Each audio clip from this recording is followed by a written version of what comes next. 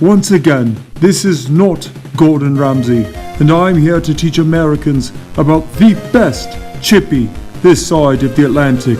Yes, that's right, I am here at McDonald's in beautiful El Paso, Texas, a town that knows, above all else, how to appreciate rustic, fresh and simple fast food restaurants. Bienvenidos a Chico's Tacos, where we still make food the old-fashioned way, in a school cafeteria cauldron and on an extra greasy griddle. So come on down and let us stuff your face full of this weird-looking meat that we keep on these giant tables. Divine. I love it. My new favorite snack. Kinda drenched, soggy flautas. No, cabron. Those are supposed to be tacos. Chico's Tacos. A chippy is UK slang for a fish and chip shop, just like chips is slang for French fries, just like French fries is slang for Belgian frites. For centuries, people from the UK lived entirely off of traditional meat pies, rabbit stew, cockles, blood sausage, bangers, mash, crumpies, Piccadilly pudding, and of course, lots and lots of tikka masala. Putties. Are Scottish. And everything changed in the 1860s when Jewish immigrants from Spain and Portugal brought the delicious custom of deep frying fish to England. Eating fish in this fashion became very popular amongst the working class, who, thanks to industrialization and the implementation of railways, now had access to cheap, fresh fish for the first time on the inland ever. By the 1920s, the UK had over 35,000 fish and chip shops all over the country, and it had become as much a part of the popular culture as Coca-Cola and hamburgers in the United States. And who does hamburgers and Coca-Cola better than McDonald's? Of course, that's In-N-Out Burger, but McDonald's is still an undeniable icon on the American pop cultural landscape, and it's also the unlikely number one suspect in my investigation of where is the single most successful fish and chippy in the US and statey. I mean, what in the name of the Queen's Red Bloomers am I talking about? Give me back that filet o fish. Give me that fish. Give me back that filet o fish. Give me that fish. What if it were you hanging up on this wall? If it were you in that sandwich, you wouldn't be laughing at all. The McDonald's Filet O Fish sandwich is the best way for Americans to enjoy fish and chips in their own neighborhoods today. It's 100% fresh Alaskan pollock. It's cheap, it's easily acquired, and above all, it can come with those delicious McDonald's French fries that Japanese scientists now believe may contain the cure for baldness.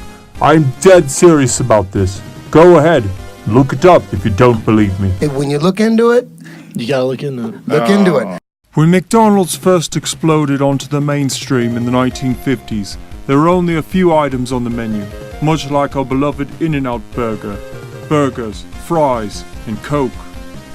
But today a lot has changed, and McDonald's is infamous for its bafflingly wide and confusing menu, which has housed everything from barbecue pork sandwiches to hot dogs and even pizza. Oh my god. Dripping in grease.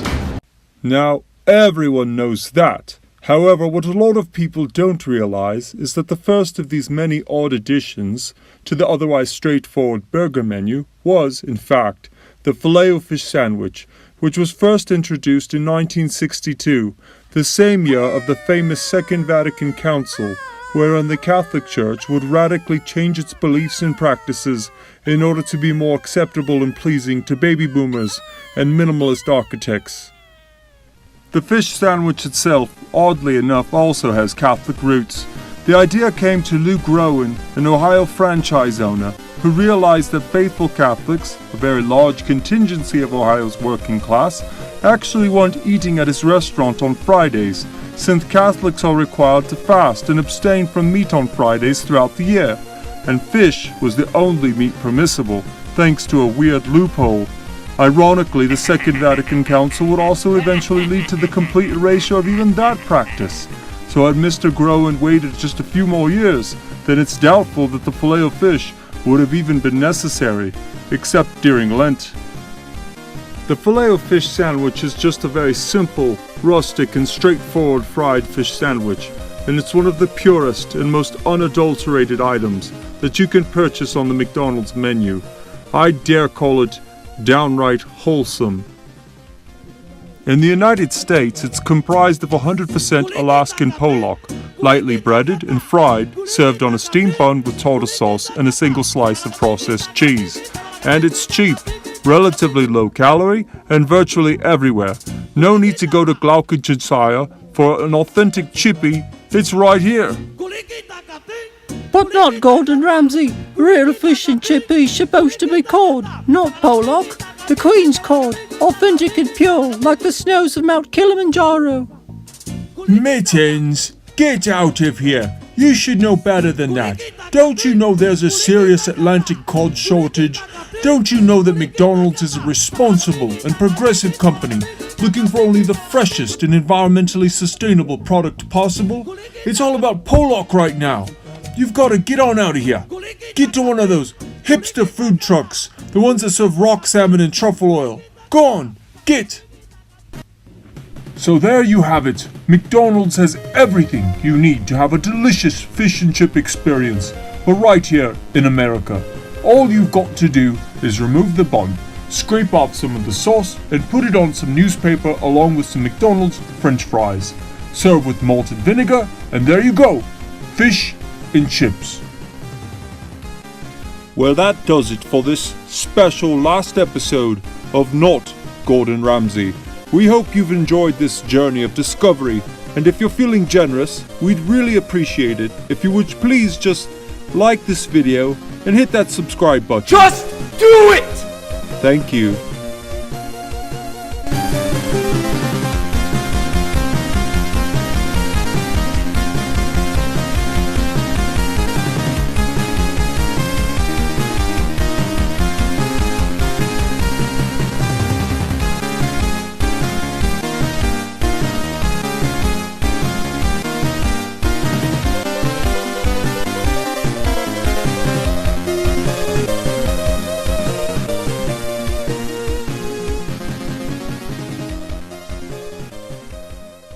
Creative Cat Productions is a homeschooling family that makes books, games, videos, and even songs.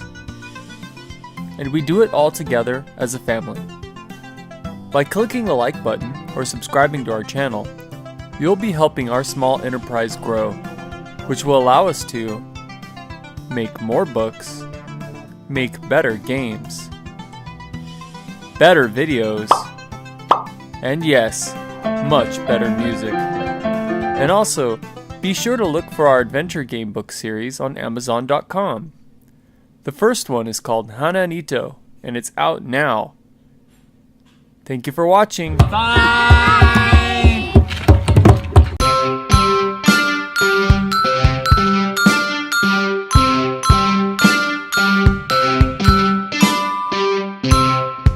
Creative Cat Productions.